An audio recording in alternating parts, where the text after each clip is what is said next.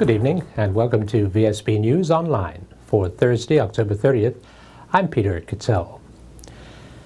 Government is being inundated with applications to open quarries following the shortage of slate due to Tropical Storm Fahy and Hurricane Gonzalo.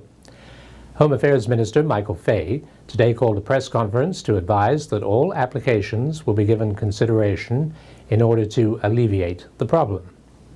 Repairs to buildings that receive structural damage as a result of the hurricane may only commence following the receipt of a building permit from the Department of Planning.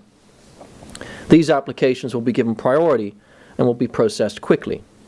However, the department can allow for dangerous structural repairs to commence without a permit as long as they are made aware and structural details are submitted as an application as expeditiously as possible following commencement of work.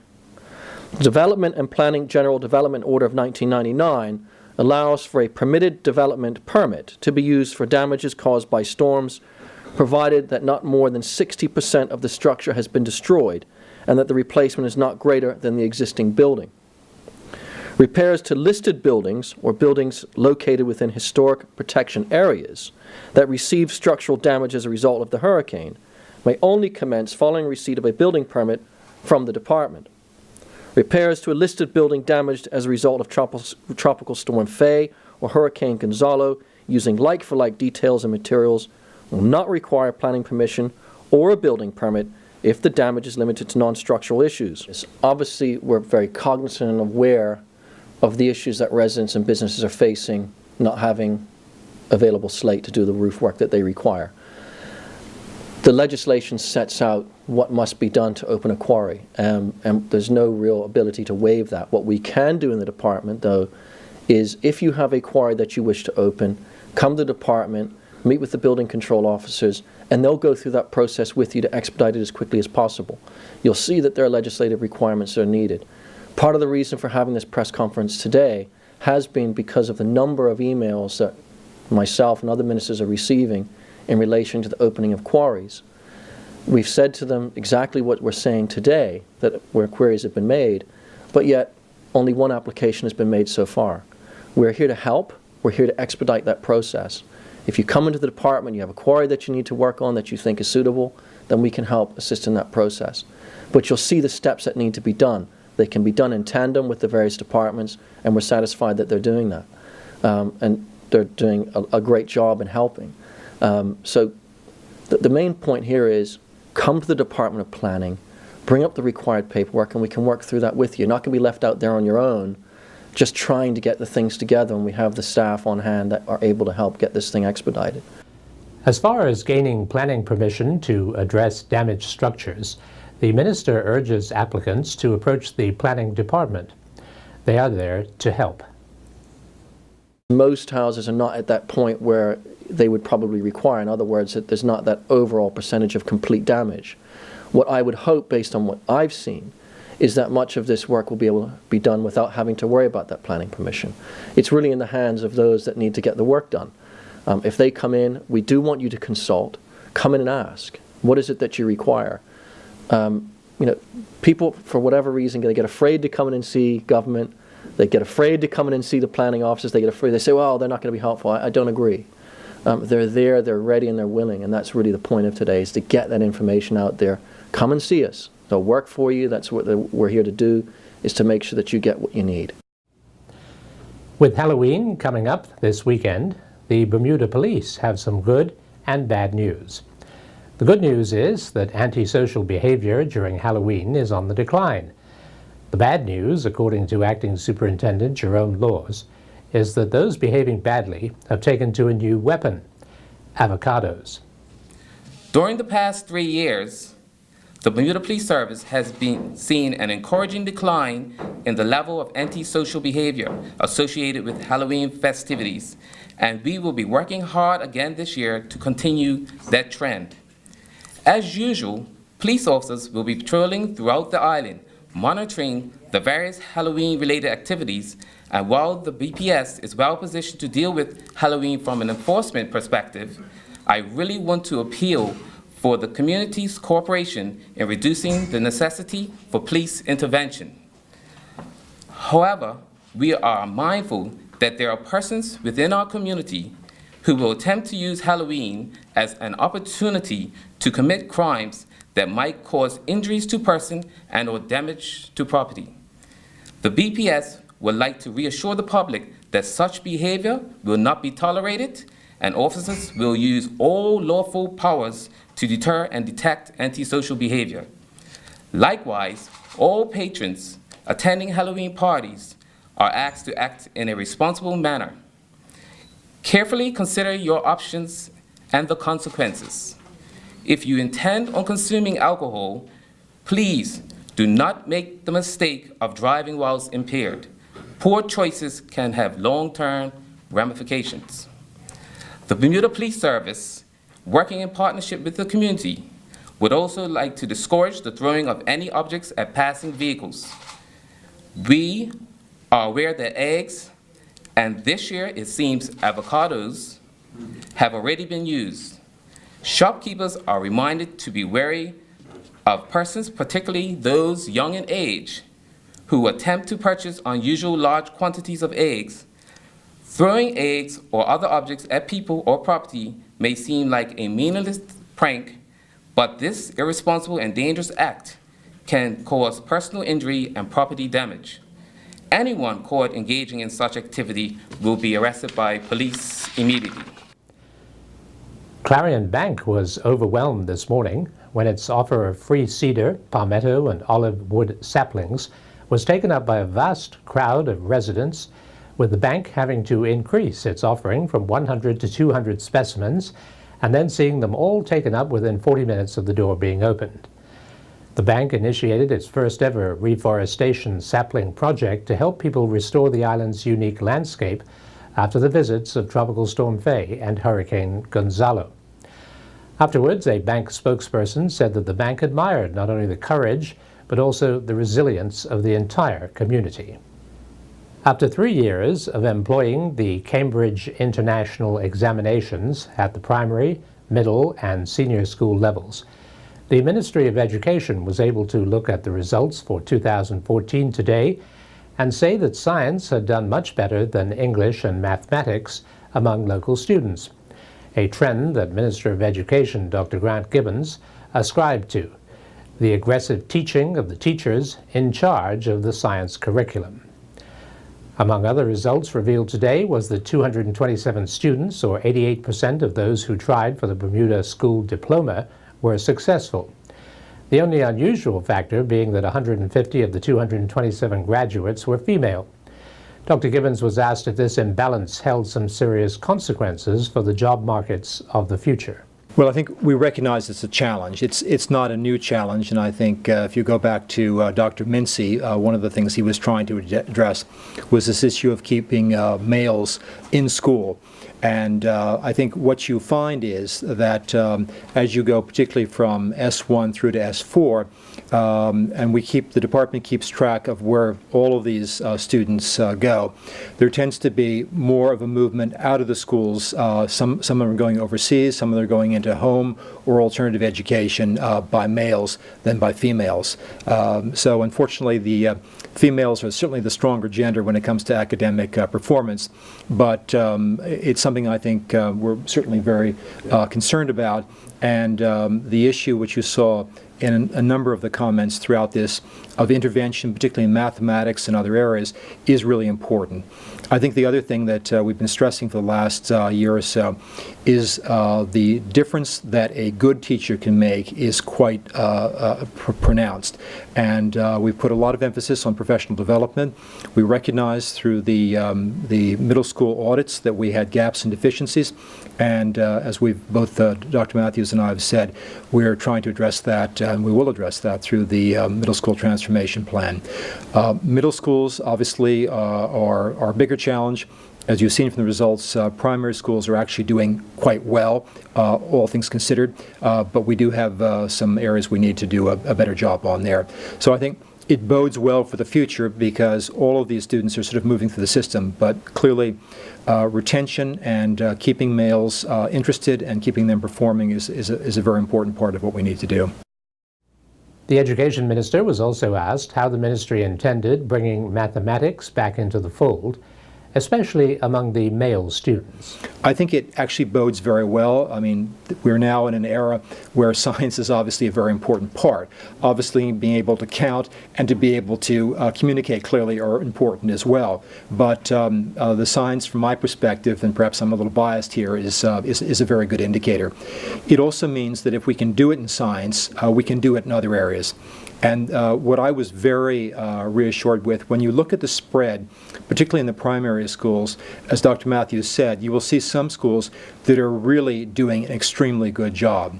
And I think for us the issue is to make sure that all primary schools and all middle schools, well, senior schools as well, are doing a good job as well. We don't have just one school to worry about. We have 18 at a primary level, 5 at a middle level, and obviously two at a senior level, in addition to Dame Marjorie Beam. But I think the issue for us is to try and make sure that all of our students get that high quality of teaching that we're working on. Stay tuned for more news right after this. You can count on us. Save $1 on imported broccoli crowns, $2.99 per pound. XL Fresh assorted pork chops, $3.49 per pound. For mac and cheese, mix in Campbell's cheddar cheese, $1.39 for a 10.75-ounce tin. Only $1.89 for a 500-gram box of Catelli macaroni. Everything's better with Bluebonnet margarine on it. Only $1.79 for a 1-pound box. Visit our website at www.marketplace.pm for more super specials. You can count on us. The hopes that St. George's would enjoy the rare visit of a cruise ship today have been dashed by the weather reports. The luxury liner Regatta, scheduled to arrive at noon today in the Old Town and leave on Friday afternoon, has elected to go to the Royal Naval Dockyard instead because of the rising winds on Friday afternoon. To accommodate the passengers and the merchants of St. George's, a special ferry was laid on today between Dockyard and St. George's only. There will also be a special ferry laid on between Hamilton and Dockyard, leaving the city at 5:30, 6:30, and 7:30 p.m. No, it's not a spelling mistake. There really is a Movember, and it's a worldwide event designed to increase men's interest in their own health by growing a mustache to raise funds. This November will mark the Bermuda Cancer and Health Center's 5th year participating in this worldwide event, which starts on November the 1st. Tara Soares, executive director of the center, and her favorite volunteer, Thomas Bolton, talked about the project, which has raised $329,000 since 2010. This is the 4th year Bermuda Cancer and Health Center have run a Movember campaign. Movember is about raising awareness of those cancers that affect men, such as testicular cancer and prostate cancer. And what we like to say is the mustache that the men grow during the month of Movember kind of represents the ribbon of men's health and helps us to get the awareness and prevention messaging out to our community. There's no doubt that men are very, very poor about looking after their health. We would agree, kind of not to the same level as women, and that's why during the month of November we also have a public free men's health fair, which will be on November the 20th, and that's our goal, to get men to actually come and see physicians and get some routine checks done. And they do, thank God. And they do. Last year we had over 200 men attend the men's health fair. This will be the 3rd year that we will be doing it. Lots of different agencies will be there to help to screen men and provide very valuable health services. And it can be inherited. That's something you should make sure your family know. Yeah, absolutely. There's so many different risk factors that play into a cancer diagnosis. In general, being healthy, not being overweight, eating good foods, not smoking, not drinking too much, all of those things can help to reduce the risk of cancer. I look forward. This will be the 3rd year that I'm joining and growing a moustache, and it's nice to see all the men getting involved and really get down to it. And it's quite interesting the different and uniqueness that they come up, and it's quite an event. It's an exciting event, and I think the men, what I've seen so far in Bermuda, really get together, and it's a month that they really step forward by growing the moustaches and doing something good, something great. Men are odd about their health, aren't they? And I don't know why. I think it's an ego thing. I think men always thought, nothing can really touch them until things start striking them down. But what's quite interesting, I've seen the last year or so that men start talking more about it. Yeah, sure. I've had men talking to me about it, and they realize that at Bermuda Cancer they can come and for scanning and that, and it's great, and it's nice to see men actually talking about it. It is a joke, when they say, I have to go to the doctor, and that smile, and but at least men are coming out and they're starting to approach the subject far more, and their health is becoming far more important to them. Queen Street will again be the setting for safe and free Halloween trick-or-treating on Friday evening, when retailers on the shopping street open their doors to children in costume for the second year in a row.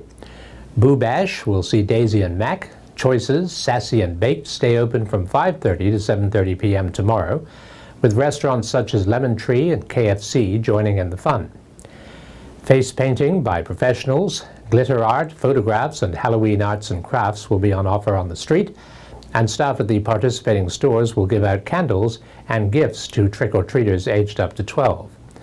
The event will culminate with a parade at 7 p.m. at Lemon Tree, where prizes will be given for the most creative costumes, the cutest costume, the scariest costume, and the best boys and girls costumes.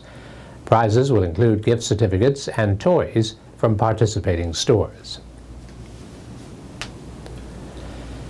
The Bermuda Tourism Authority has teamed up with another local hospitality entity to pull off a publicity coup that has brought the island much-needed publicity.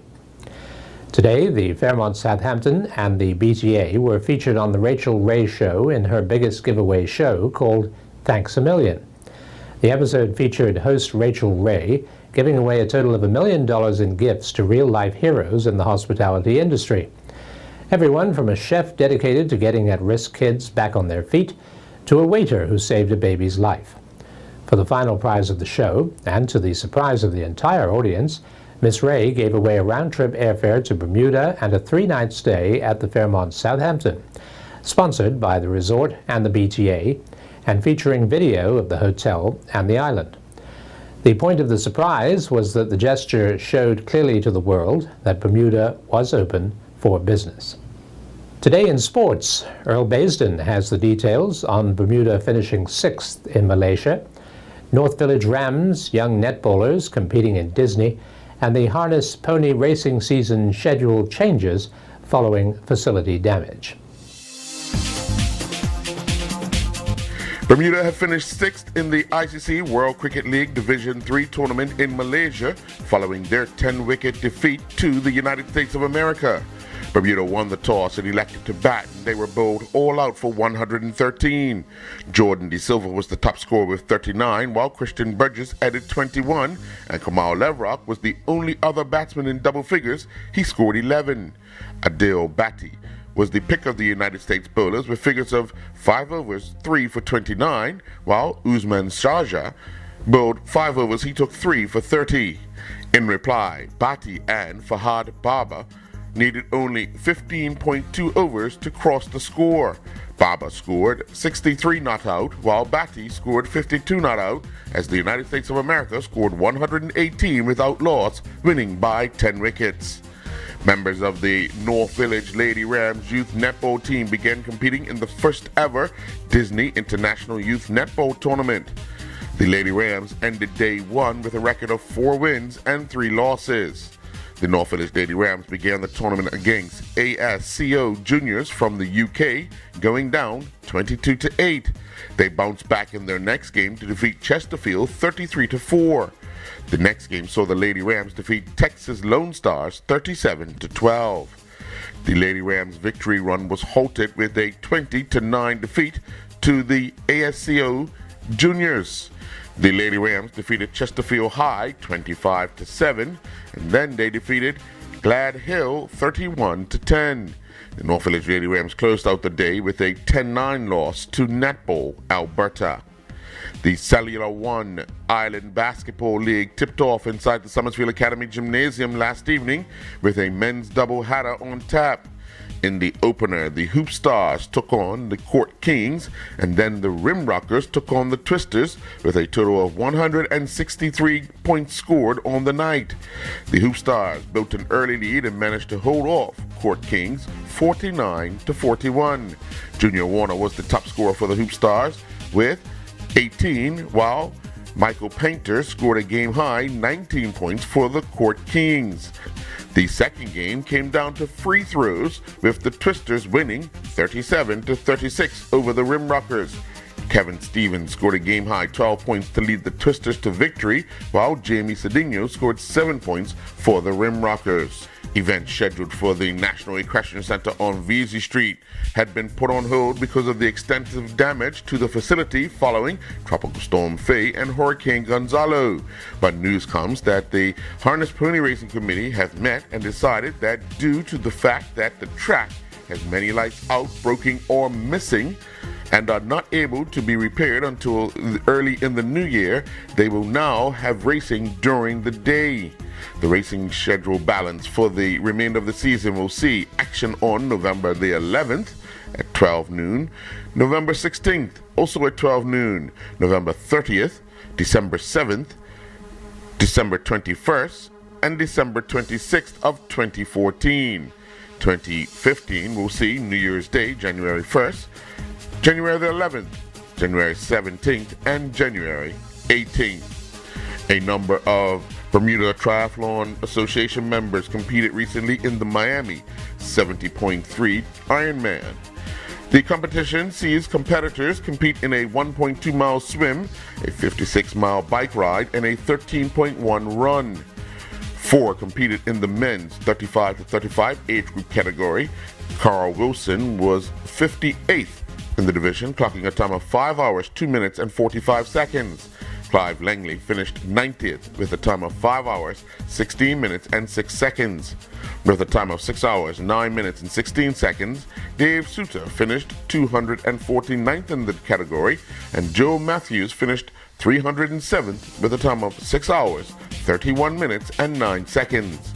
Jonathan Betts finished 81st competing in the men's 40 to 44 age group category with a time of 5 hours, 32 minutes, and 44 seconds, while Leslie Jane Smith finished 49th in the women's 35 to 39 age group category, clocking 6 hours, 52 minutes, and 57 seconds.